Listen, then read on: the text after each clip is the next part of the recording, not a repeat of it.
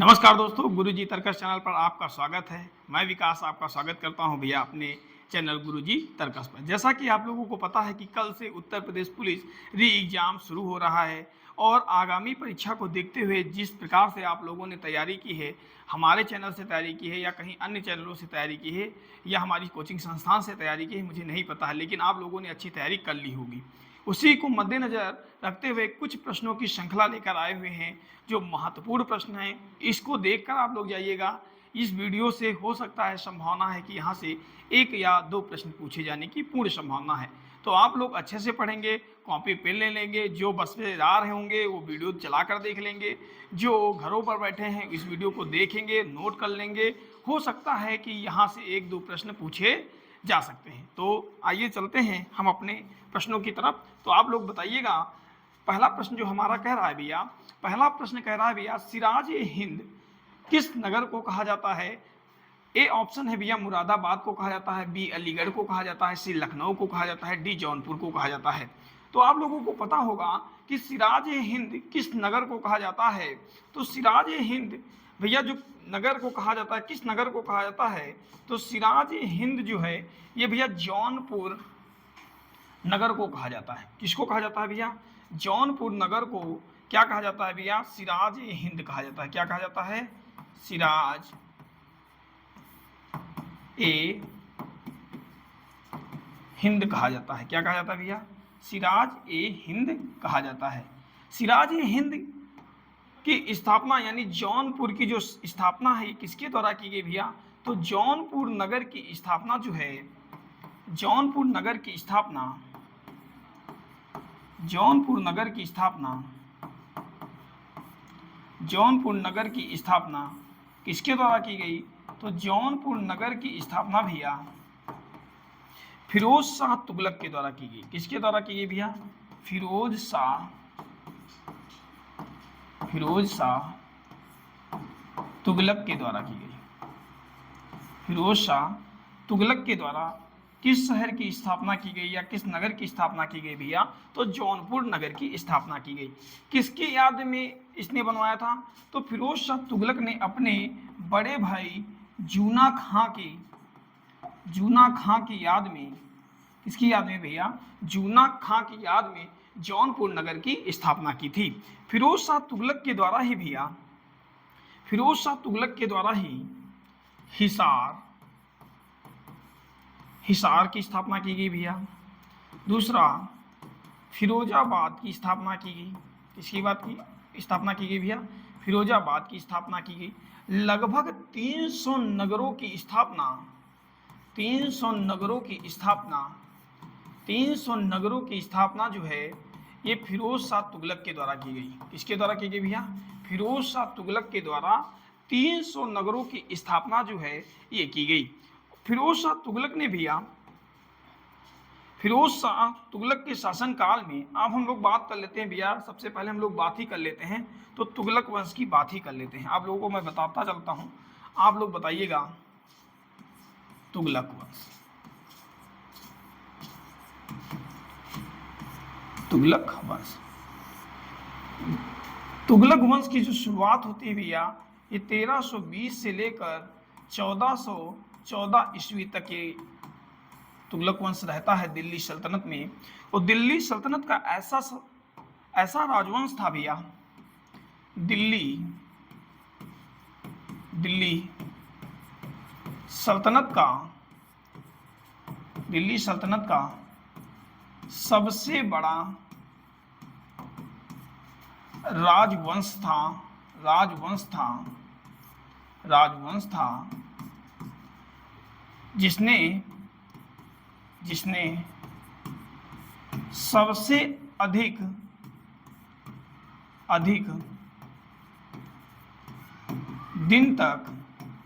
दिन तक शासन किया था भैया, शासन किया था। कहने का मतलब ये है भैया कि दिल्ली सल्तनत का ऐसा राजवंश जो सबसे अधिक दिन तक शासन किया था वो कौन सा वंश था भैया? तो तुगलक वंश था। तुगलक वंश की स्थापना किसके द्वारा की गई भैया? तो तुगलक वंश की स्थापना भैया, स्थापना किसके द्वारा की गई? तुगलक वंश की स्थापना तो गयासुद्दीन तुगलक के द्वारा, किसके द्वारा भैया? गयासुद्दीन तुगलक के द्वारा, गयासुद्दीन तुगलक के द्वारा, तुगलक वंश की स्थापना की गई। किसके द्वारा स्थापना की गई भैया? तो गयासुद्दीन तुगलक के द्वारा तुगलक वंश की स्थापना की गई। गयासुद्दीन तुगलक ने सुल्तान की उपाधि ना धारण कर कर भैया गाजी की उपाधि धारण की। किसकी उपाधि धारण की भैया? गाजी की उपाधि धारण की। किसकी उपाधि धारण की? तो गयासुद्दीन तुगलक ने सर्वप्रथम किसकी उपाधि धारण की भैया? तो गयासुद्दीन तुगलक ने सर्वप्रथम गाजी की उपाधि धारण की। गयासुद्दीन तुगलक के शासनकाल में सर्वप्रथम नहरों का निर्माण कार्य प्रारंभ हुआ। किसके शासनकाल में नहरों का निर्माण कार्य प्रारंभ हुआ? तो ये कार्य जो प्रारंभ हुआ भैया किसके शासनकाल में? तो ये गयासुद्दीन तुगलक के शासनकाल में सबसे पहले नहरों का निर्माण कराया गया। इसके बाद अगर हम लोग बात करते हैं, भैया, इसके बाद अगर हम लोग बात करते हैं तो गयासुद्दीन तुगलक के समय ही भैया सबसे पहले डाक विभाग की शुरुआत हुई थी। किसकी शुरुआत हुई भैया? डाक विभाग की शुरुआत हुई। किसकी शुरुआत हुई? तो गयासुद्दीन तुगलक के शासनकाल में भैया सबसे पहले डाक विभाग की शुरुआत हुई। इसको भी आप लोग याद रखिएगा। इसके बाद अगर हम लोग बात करते हैं भैया, एक बात करते हैं तो गयासुद्दीन तुगलक ने एक शहर की स्थापना की थी जिसका नाम था भैया तुगलकाबाद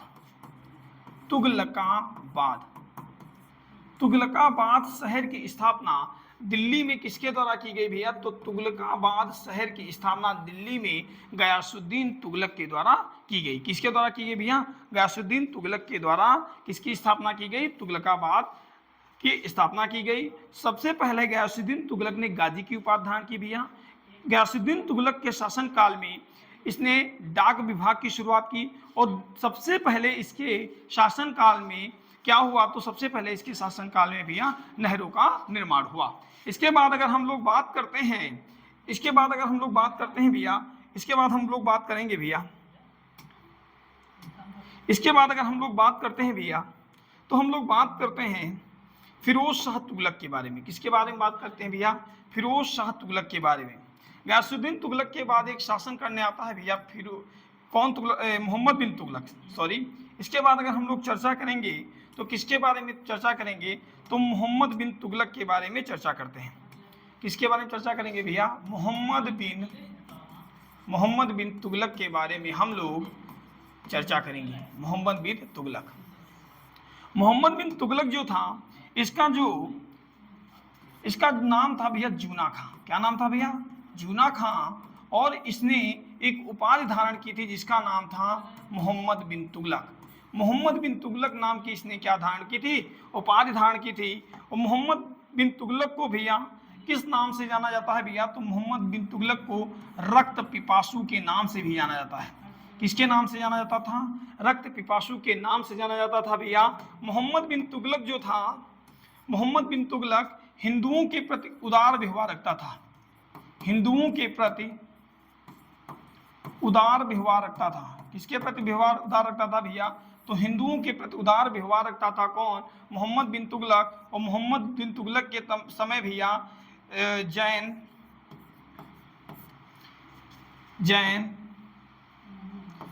जिन, प्रभु, शूरी जो हैं जैन आचार्य जिन प्रभु शूरी को इसने शरण दी थी। क्या दी थी भैया? इसने शरण दी थी। किसने शरण दी थी भैया? तो मोहम्मद बिन तुगलक ने शरण दी थी। अब हम लोग बात करेंगे, अगर हम लोग बात करेंगे तो हम लोग बात करते हैं मोहम्मद बिन तुगलक के समय ही 1336 ईस्वी में विजयनगर साम्राज्य की स्थापना विजयनगर साम्राज्य की स्थापना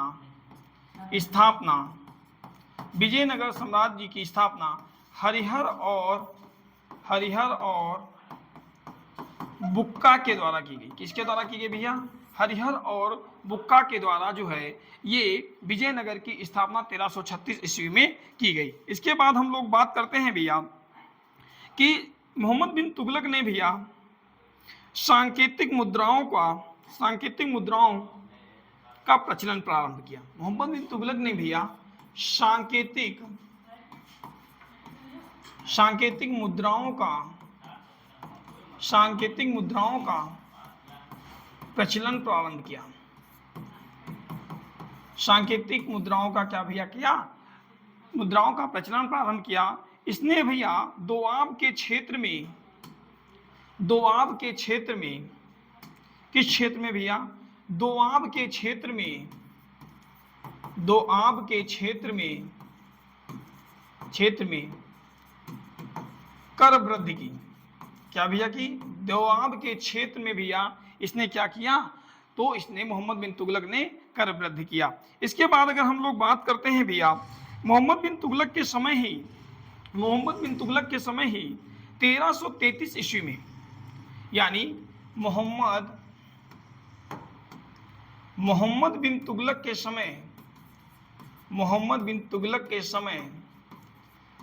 समय 1333 ईस्वी में मोरक्को का निवासी इब्न बतूता भारत आया था। कहाँ आया था भैया? भारत आया था। इब्न बतूता किसके शासन काल में भारत आया भैया? तो मोहम्मद बिन तुगलक के शासन काल में इब्न बतूता जो है ये भारत आता है। ये कहाँ का निवासी होता है भैया? तो मोरक्को का निवासी होता है। और 1342 ईस्वी में इब्न बतूता को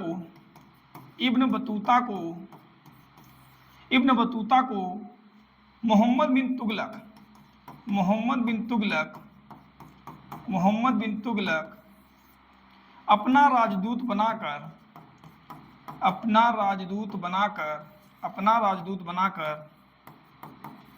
बनाकर इसे चीन भेजता है। कहाँ भेजा भैया? चीन भेजता है। कहाँ भेजता है भैया? चीन भेजता है। कौन भेजता है? तो मोहम्मद बिन तुगलक। अगर आपसे बात करें कि मोहम्मद बिन तुगलक के शासन काल में कौन यात्री आया था? मोरक्को का यात्री इब्न बतूता जो है ये भारत आया था 1333 ईस्वी में। और 1342 ईस्वी में मोहम्मद बिन तुगलक ने इसे अपना राजदूत बनाकर इसे चीन भेजा था। कहाँ भेजा था भैया? चीन भेजा था। मोहम्मद बिन तुगलक के समय ही दक्षिण भारत में एक साम्राज्य की स्थापना की गई जिसका नाम था विजयनगर साम्राज्य। 1336 ईस्वी में विजयनगर साम्राज्य की स्थापना जो है ये तुंगभद्रा नदी के किनारे हरिहर और बुक्का नामक दो भाइयों के द्वारा की गई। किसके द्वारा की गई भैया? हरिहर और बुक्का के नामक दो भाइयों के द्वारा विजयनगर साम्राज्य की स्थापना की गई। इसके बाद अगर हम लोग बात करेंगे भैया, इसके बाद हम लोग बात करते हैं, अपने क्वेश्चन पे आते हैं भैया, अपने प्रश्न पर आते हैं भैया। तो सिराज ए हिंद किस नगर को कहा जाता है भैया? तो सिराज ए हिंद जो है भैया जौनपुर नगर को कहा जाता है। किस नगर को कहा जाता है भैया?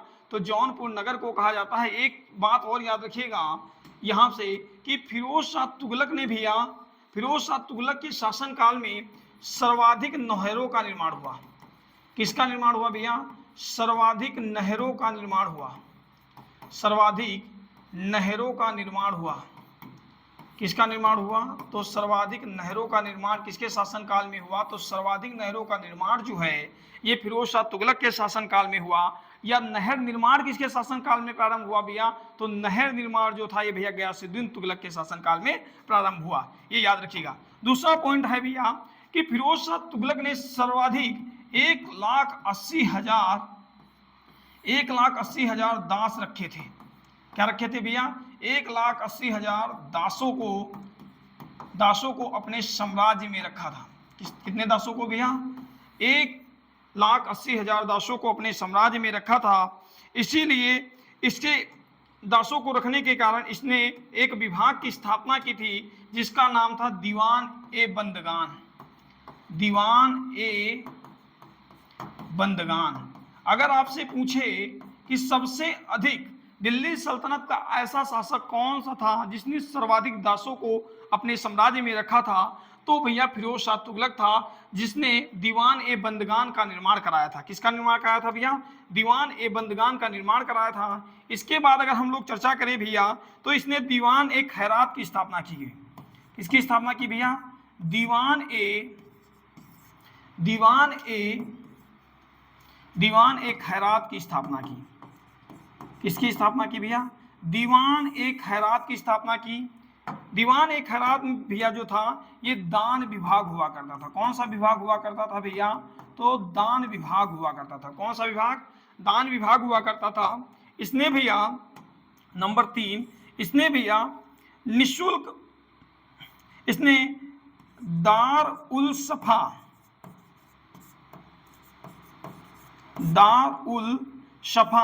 यानी निशुल्क चिकित्सालय की व्यवस्था की भैया। निशुल्क चिकित्सालय की स्थापना की। चिकित्सालय निशुल्क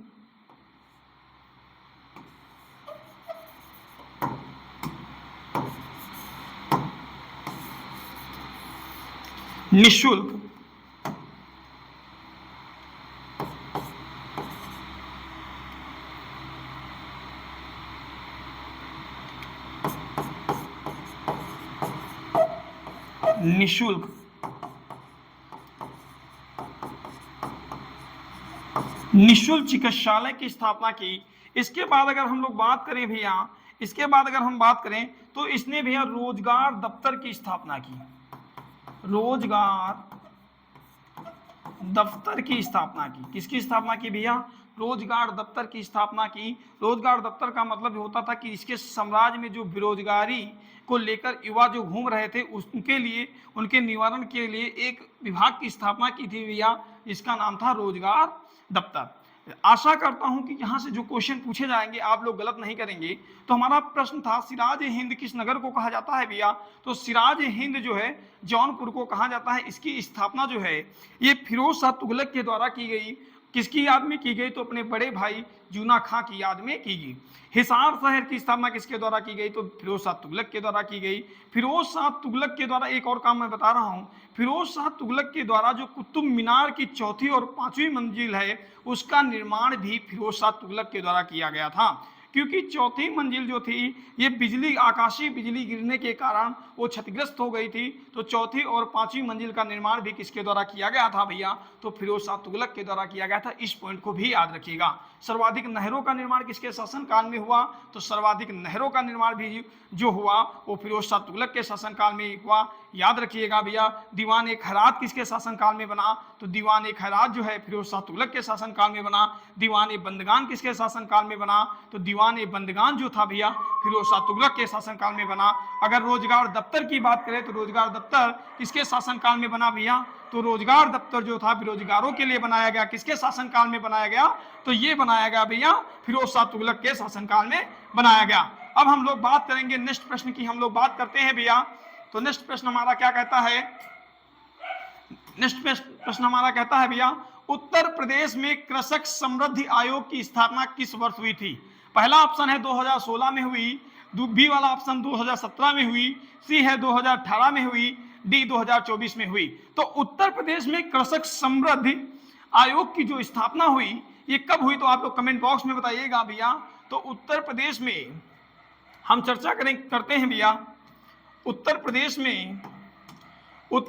में कृषक समृद्धि आयोग की स्थापना जो है ये 2017 में हुई। कब हुई भैया? 2017 में कृषक समृद्धि आयोग की स्थापना हुई। और इस आयोग के द्वारा 2022 में किसानों की आय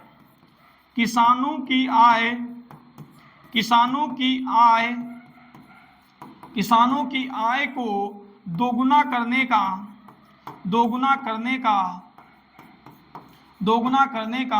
लक्ष्य रखा गया।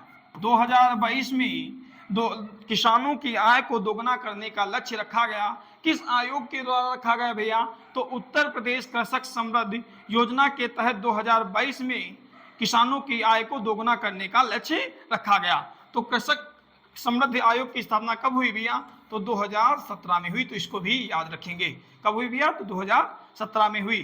किसानों की आय दोगुनी हो गई होगी, तो आप लोग जानते होंगे, आप लोग किसान होंगे, आधे से ज़्यादा लोग जो हैं हमारे साथ जो जुड़े हैं, हम भी किसान हैं, आप भी किसान हैं, आप लोगों को पता होगा कि कितनी किसानों की जो आय है वो दोगुनी हो गई, आप लोगों को भी पता होगा।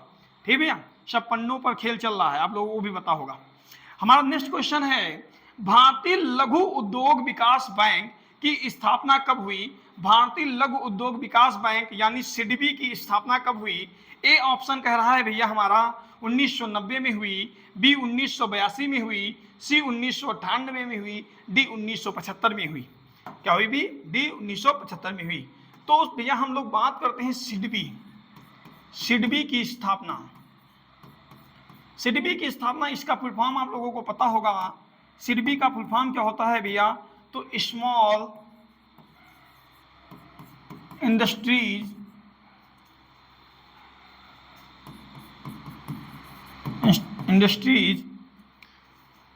डेवलपमेंट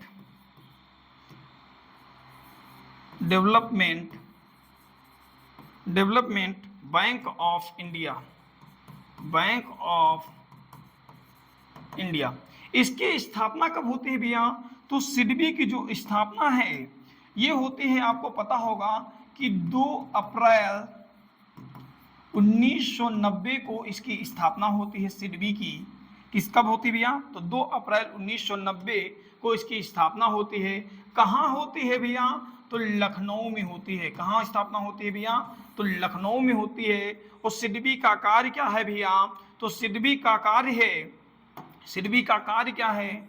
तो सिडबी का कार्य है लघु उद्योगों के लिए, लघु उद्योगों के लिए ऋण प्रदान करना। क्या प्रदान करना भैया? ऋण प्रदान करना। तो सिडबी की स्थापना आपसे अगर पूछता है, महत्वपूर्ण प्रश्न है, सिडबी की स्थापना जो है 2 अप्रैल 1990 को हुई। इसका मुख्यालय कहाँ स्थित है भैया, यानी हेडक्वार्टर कहाँ स्थित है? तो हेडक्वार्टर जो स्थित है आपका ये लखनऊ में स्थित है। तो इसका कार्य क्या है भैया? तो लघु उद्योगों के लिए ये भैया ऋण प्रदान करता है व्यापारियों को। इसके बाद इसकी स्थापना कब हुई भैया? तो 1990 में इसकी स्थापना हुई। अगर आपसे यहीं पर बात करता है कि एनएचबी की स्थापना कब हुई, एनएचबी की स्थापना कब हुई, आप लोग बताइएगा कमेंट बॉक्स में। National housing bank, national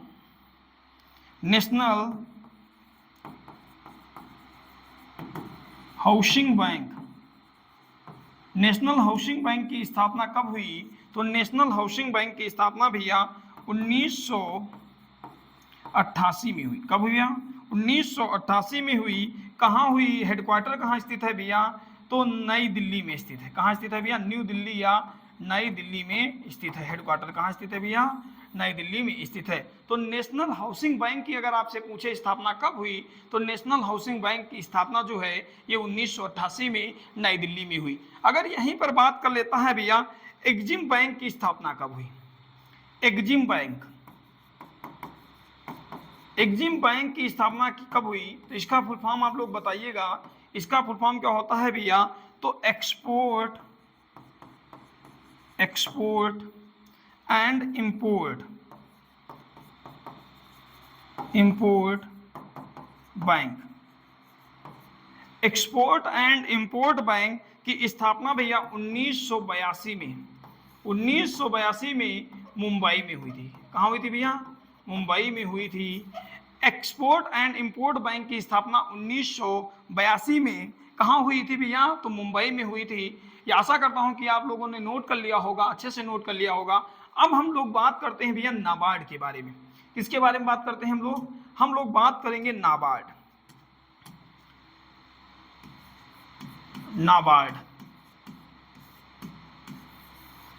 NABARD की स्थापना कब हुई? तो सारे लोगों को पता होगा भैया नाबार्ड की स्थापना कब होती है। तो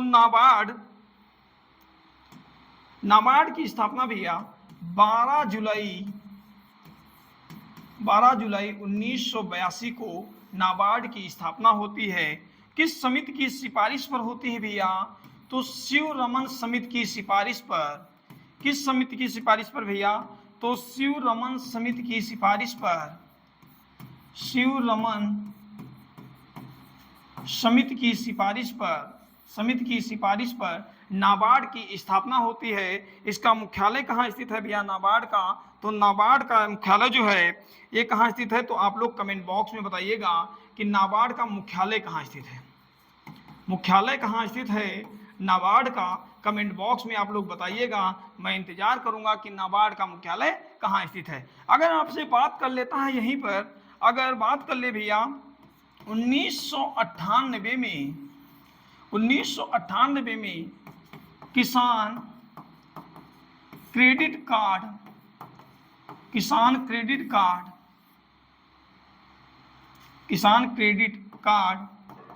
योजना शुरू की गई।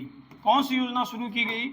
अगर आपसे पूछ लेता है किसान क्रेडिट कार्ड योजना कब शुरू की गई भैया, तो 1998 में किसान क्रेडिट कार्ड योजना शुरू की गई। अगर यहीं पर आप लोगों से पूछ लेता है भैया कि रीजनल रूरल बैंक की स्थापना कब हुई, क्षेत्रीय ग्रामीण बैंक की स्थापना कब हुई, क्षेत्रीय ग्रामीण बैंक की स्थापना कब हुई, क्षेत्रीय ग्रामीण बैंक की स्थापना कब हुई, क्षेत्रीय ग्रामीण बैंक की स्थापना कब हुई? आप लोग कमेंट बॉक्स में बताइएगा। क्षेत्रीय ग्रामीण बैंक की स्थापना जो होती है भैया ये 2 अक्टूबर 1975 को होती है। कब होती है भैया? तो क्षेत्रीय ग्रामीण बैंक की स्थापना 2 अक्टूबर 1975 को होती है। कहाँ होती है? आप लोग कमेंट बॉक्स में बताइएगा कि क्षेत्रीय ग्रामीण बैंक की स्थापना कहाँ होती है। मुख्यालय बताइएगा, इसका हेडक्वार्टर बताइएगा, ठीक है। क्षेत्रीय ग्रामीण बैंक की स्थापना कहाँ कहाँ की गई, तो मैं बता ही देता हूं कि क्षेत्रीय ग्रामीण बैंक की स्थापना कहाँ होती है भैया। तो क्षेत्रीय ग्रामीण बैंक की जो स्थापना है सर्वप्रथम कहाँ की गई, इसकी स्थापना क्यों गई इसके लिए जानेंगे। पहले क्षेत्रीय ग्रामीण बैंक की स्थापना इसलिए करी गई थी कि दूर दराज के इलाकों में, ग्रामीण इलाकों में बैंक की सेवा उपलब्ध नहीं थी, इसलिए क्षेत्रीय ग्रामीण बैंकों की स्थापना की गई। सबसे पहले कहाँ की गई भैया? तो सर्वप्रथम उत्तर प्रदेश के गोरखपुर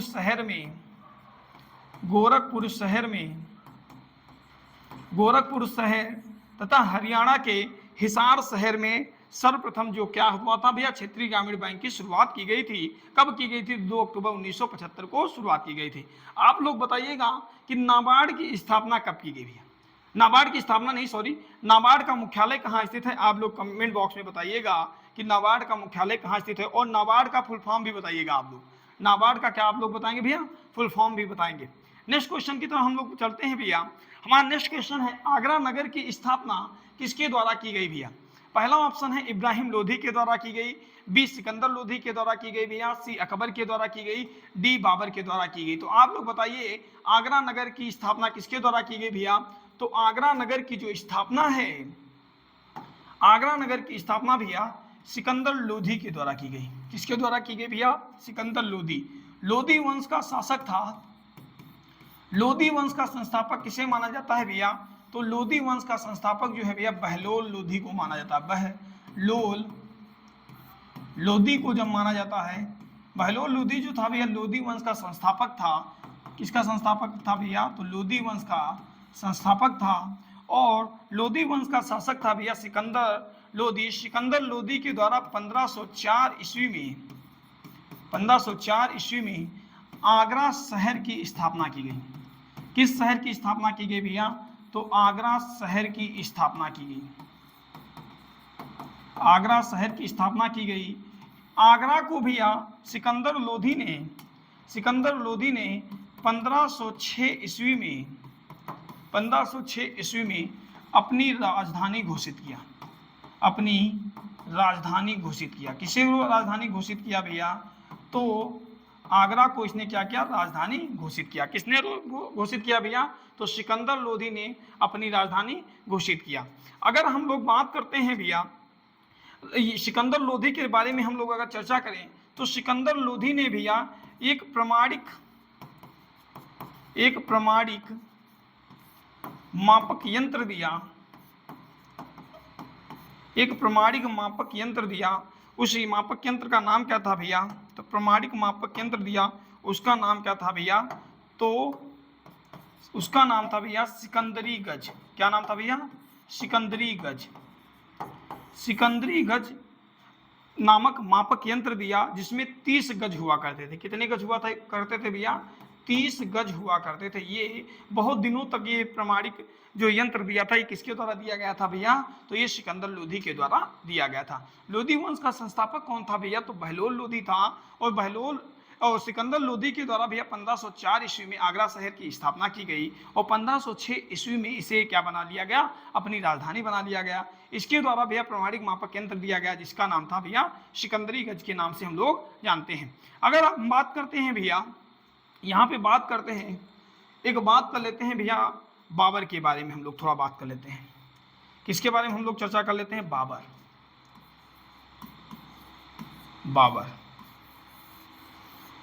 बाबर बाबर ने भैया पादशाह की उपाधि धारण की थी। किसकी उपाधि धारण की थी? पादशाह की उपाधि धारण की। पादशाह की उपाधि धारण की। बाबर को भैया कलंदर कहा जाता था। क्या कहा जाता था भैया?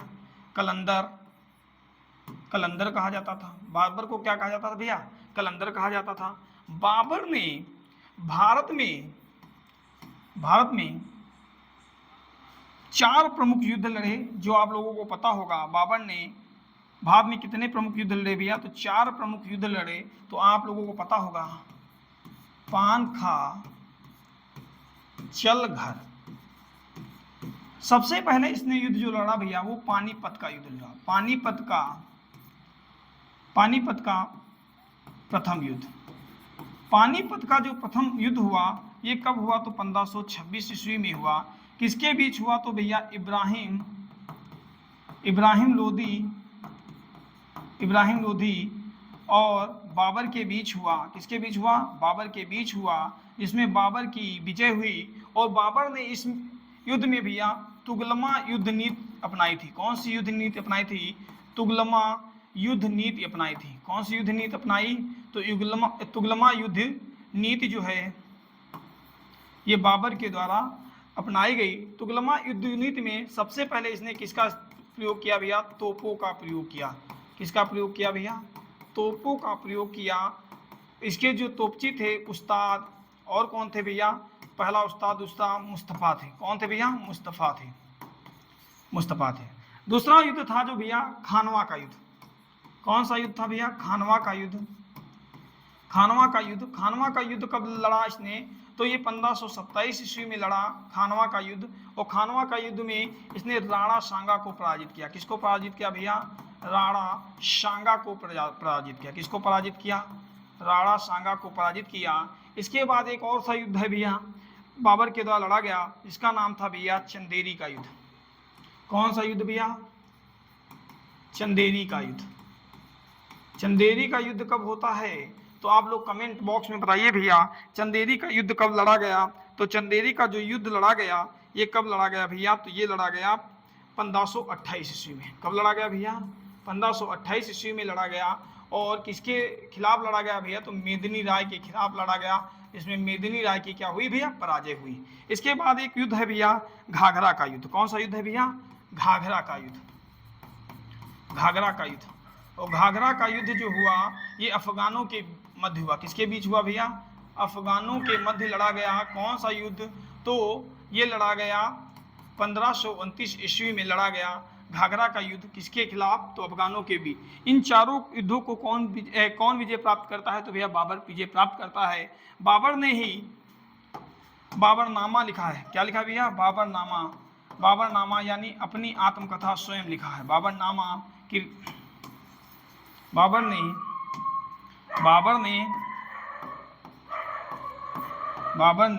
अपनी आत्मकथा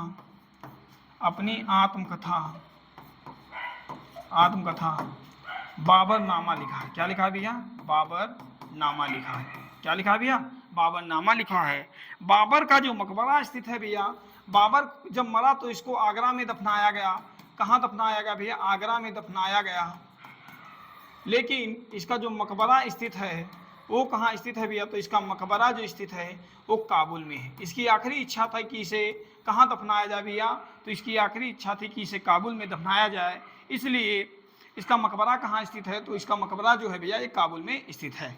अब हम लोग बात करते हैं नेक्स्ट क्वेश्चन की।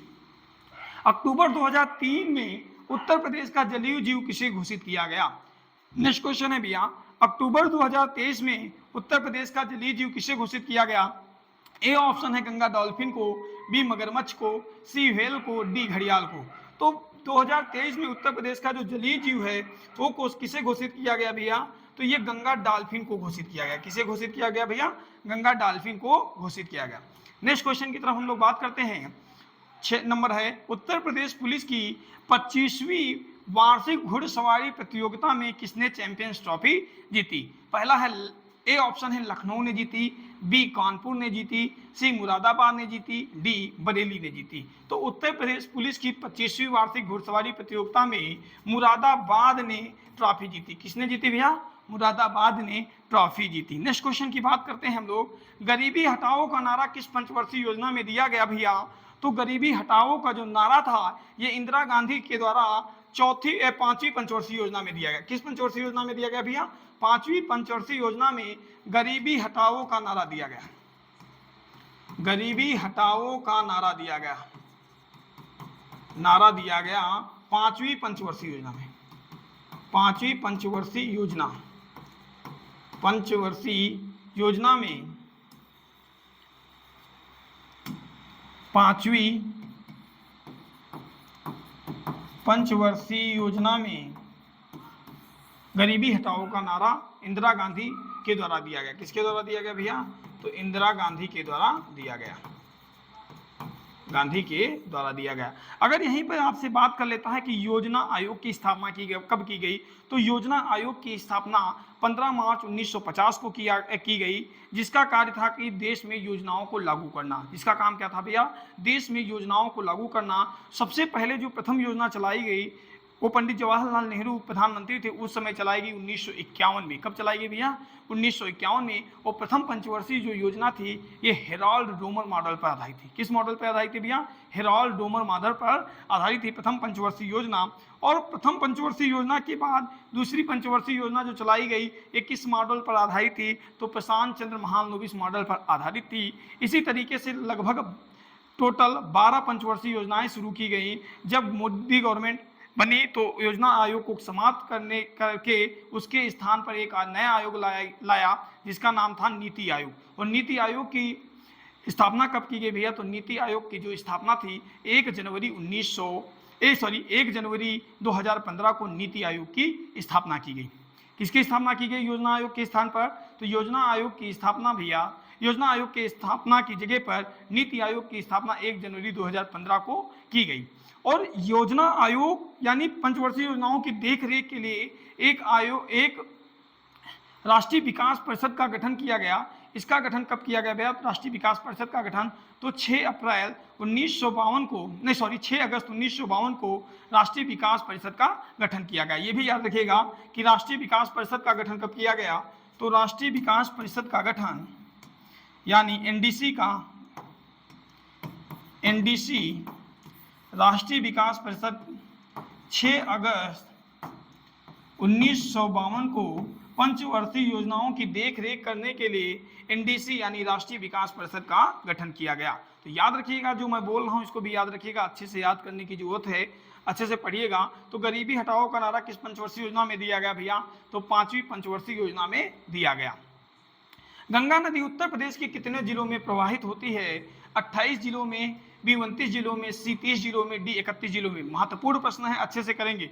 तो गंगा नदी जो है ये कहाँ से निकलती है? सारे लोगों को पता होगा कि गंगा नदी कहाँ से निकलती है। तो गंगोत्री हिमनद से निकलती है। कहाँ से भैया निकलती है? गंगोत्री हिमनद उत्तराखंड से जो है ये गंगा नदी निकलती है। कहाँ से निकलती है भैया? उत्तराखंड से गंगा नदी जो है ये निकलती है। और गंगा नदी की कुल जो लंबाई है भैया वो 2525 किलोमीटर है। कुल लंबाई कितनी है भैया? तो 2525 किलोमीटर है। उत्तर प्रदेश के बिजनौर जिले में प्रवेश करती है। जिले में प्रवेश करती है भैया, बिजनौर जिले में प्रवेश करती है। उत्तर प्रदेश के बलिया जिले से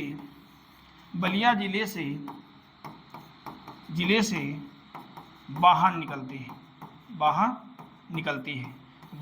है, और बिहार में प्रवेश करती है, यानी बक्सर जिले में प्रवेश करती है। गंगा नदी को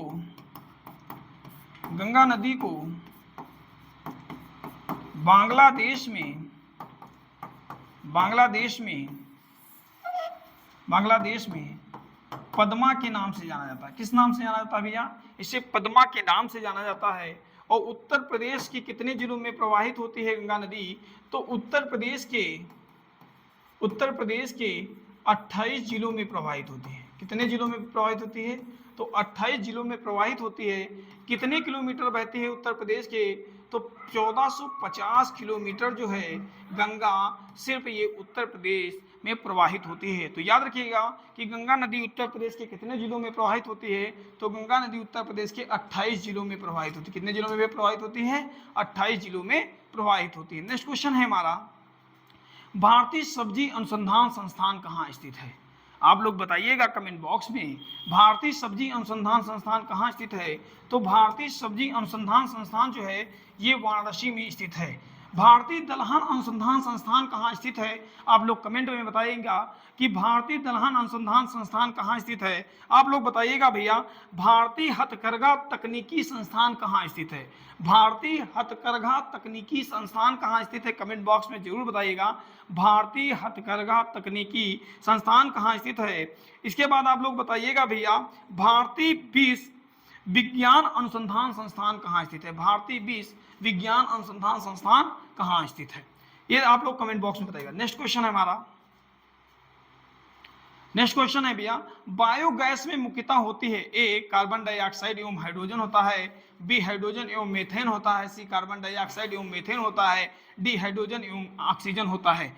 तो आप लोग बताइएगा बायोगैस में मुख्यतः क्या होता है? तो बायोगैस में मुख्यतः जो होता है भैया वो कार्बन डाइऑक्साइड एवं मीथेन होता है। क्या होता है भैया? कार्बन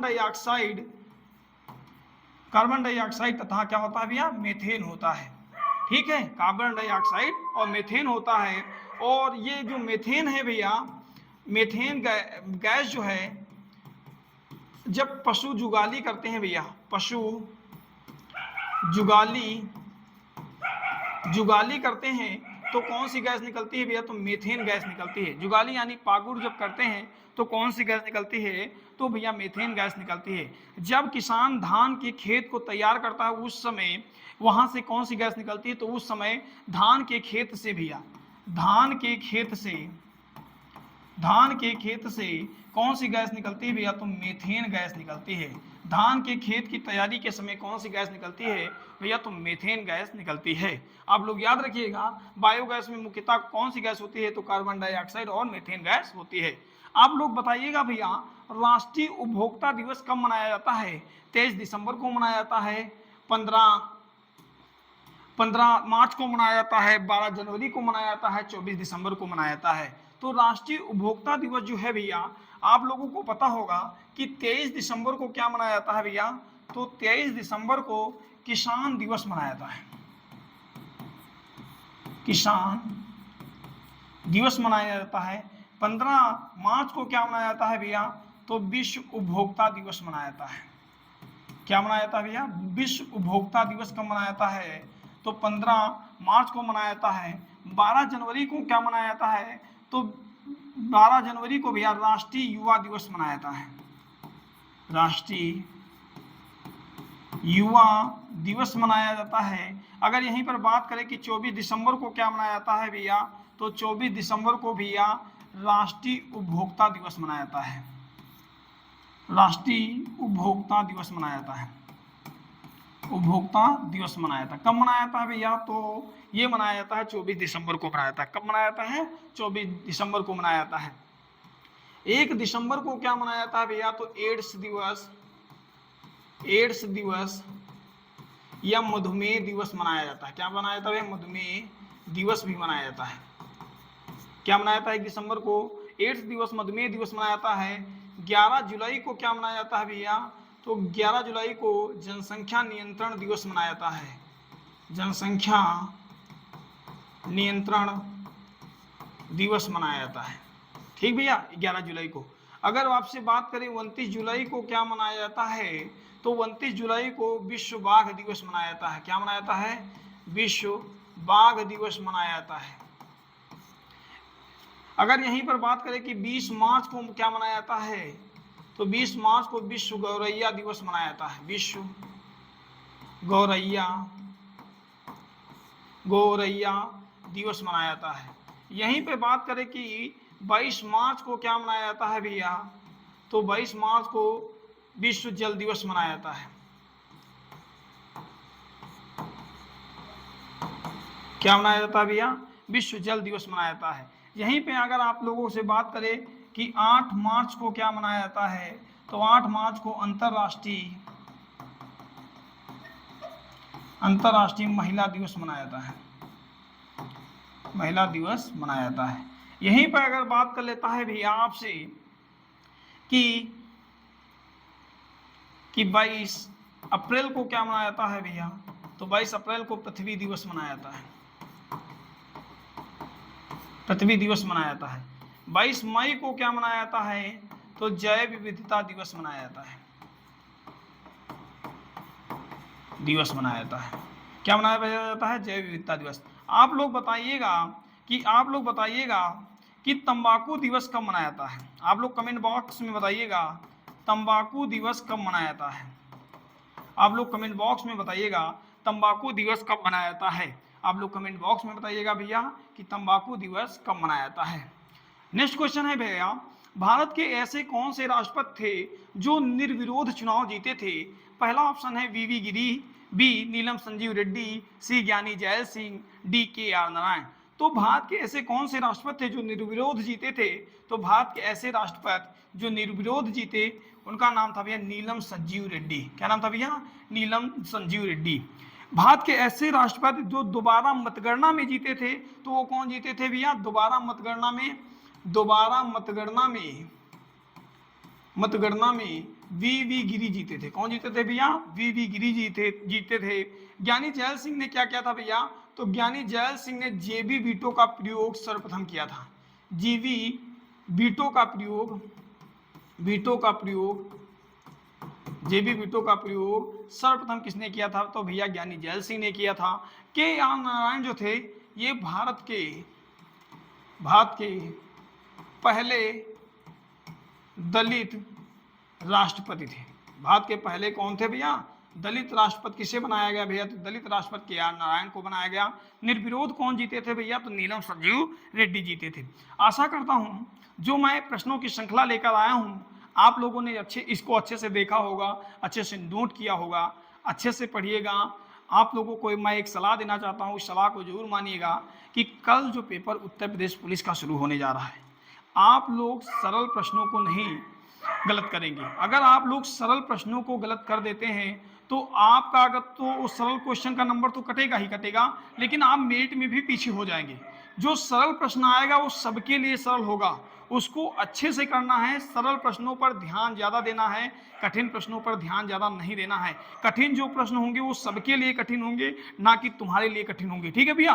तो सरल प्रश्नों को ना गलत करिएगा। जो प्रश्न जो आपको आ रहा हो, सबसे पहले जैसे आपको कल के पेपर में क्या करना है, तो सबसे पहले आप लोग हिंदी से शुरुआत करिएगा। ठीक है? जिनको हिंदी आ रही है अच्छे से वो लोग हिंदी से शुरुआत करेंगे। अच्छे से पेपर करिएगा, चिंता मत कीजिएगा। पेपर जो है आपका जरूर निकलेगा। मैं आशा यही करता हूं कि आप लोगों का पेपर जरूर निकलेगा। ठीक है? तो आप लोग गुरुजी तर्कस चैनल को लाइक करिएगा, शेयर करिएगा, सब्सक्राइब करते रहिएगा और इसे आगे बढ़ाते रहिएगा, जिससे मेरा भी चैनल ये चलने लगे। इसी आशा के साथ मैं अपनी वाणी को विराम देता हूं। तब तक के लिए भैया धन्यवाद।